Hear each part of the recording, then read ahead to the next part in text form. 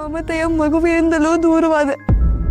ಅತ್ತ ಸದ್ಗತಿಯನ್ನು ಹೊಂದದೆ ಈ ಘೋರವಾದ ಪ್ರೇತ ಶರೀರದಿಂದ ಅಲೆಯುತ್ತಿದ್ದೇನೆ.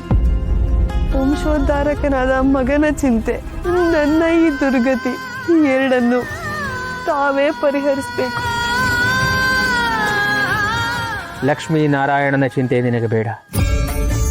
ಅವನು ಸದ್ವಿದ್ಯಾವಂತನಾಗಿ, ಸದ್ಗೃಹಸ್ಥನಾಗಿ, ಗ್ರಂಥಕಾರನಾಗಿ, ಕೀರ್ತಿಕಾರನಾಗಿ ಬೆಳೆದು ವಂಶದೀಪಕನಾಗಿ ಬೆಳಗುತ್ತಾನೆ. ಅವನ ಯೋಗಕ್ಷೇಮ ಶ್ರೀ ಹರಿವಾಯು ಗುರುಗಳಿಗೆ ಸೇರಿದೆ. ಅವನ ವಂಶವು ಹೆಮ್ಮರವಾಗಿ ಬೆಳೆದು ಆ ಚಂದ್ರಾರ್ಕವಾಗಿ ಬೆಳೆದು ದೀಪಕವಾಗುತ್ತದೆ. ಈ ನನ್ನ ಮಾತಿಗೆ ಸಾಕ್ಷಾತ್ ಮೂಲರಾಮನೇ ಸಾಕ್ಷಿ.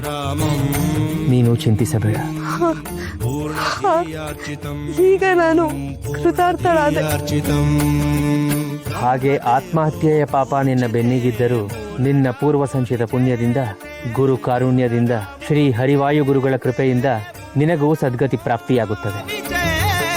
ನಮ್ಮ ಪೂರ್ವಾಶ್ರಮದ ಪುತ್ರ ಲಕ್ಷ್ಮೀನಾರಾಯಣನು ಮತ್ತು ಅವನ ವಂಶ ಪರಂಪರೆಯವರು ನಿನ್ನ ಪ್ರೀತ್ಯರ್ಥವಾಗಿ ಶುಭ ಶೋಭನಾದಿ ಸುಮುಹೂರ್ತಗಳಲ್ಲಿ ಹೂವೀಳ್ಯಾದಿಗಳನ್ನು ಕೊಡುವುದಾಗಿ ಆಜ್ಞಾಪಿಸುತ್ತೇನೆ.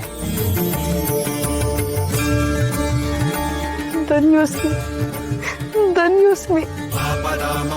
ಆದ್ರೆ ಆತ್ಮಹತ್ಯೆ ಮಾಡಿಕೊಂಡು ನಿಮ್ಮ ಕೀರ್ತಿಗೆ ಕಳಂಕ ತಂದಿನೇನೋ ಅನ್ನೋ ನೋವು ಭಾವಿಸ್ತಿದೆ. ದಯಮಾಡಿ ನನ್ನ ಅಪರಾಧವನ್ನ ಕ್ಷಮಿಸಿ ನನಗೆ ಮನಃಶಾಂತಿ ನೀಡಿ. ಸರಸ್ವತಿ, ನಿನ್ನ ಪತಿಪ್ರೇಮದ ಉದಾತ್ತತೆಯನ್ನು ಕೊಂಡು ಸಮಸ್ತ ಜಗತ್ತು ನೀನು ಮಹಾಸಾಧ್ವಿ, ಪತಿಯ ವಿಯೋಗವನ್ನು ತಾಳಲಾರದೆ ಜೀವವನ್ನೇ ತೆತ್ತ ಮಹಾಪತಿಪಾರಾಯಣೆ ಎಂದು ಈ ಲೋಕ ಕೊಂಡಾಡುತ್ತದೆ. ನಿನ್ನ ಆತ್ಮಹತ್ಯೆಯಿಂದ ನಮಗೆ ಕಾರುಣ್ಯವಿದೆಯೇ ಹೊರತು ಅದರಿಂದ ಅಪಕೀರ್ತಿ ಒದಗುವುದು ಎಂಬ ಭಯವಿಲ್ಲ. ನಿಜ ಹೇಳಬೇಕೆಂದರೆ ನಿನ್ನಿಂದ ನಮಗೆ ಕೀರ್ತಿಯೇ ಲಾಭವಾಗುತ್ತದೆ.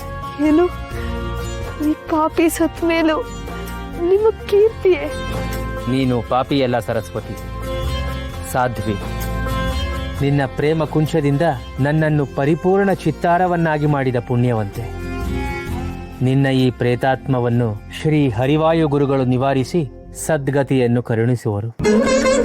ಅದನ್ನು ಕಂಡು ಈ ಜಗತ್ತು ನಮ್ಮ ಮಹಿಮೆಯಿಂದ ಆಯಿತೆಂದು ಹಾಡಿ ಹೊಗಳುವರು.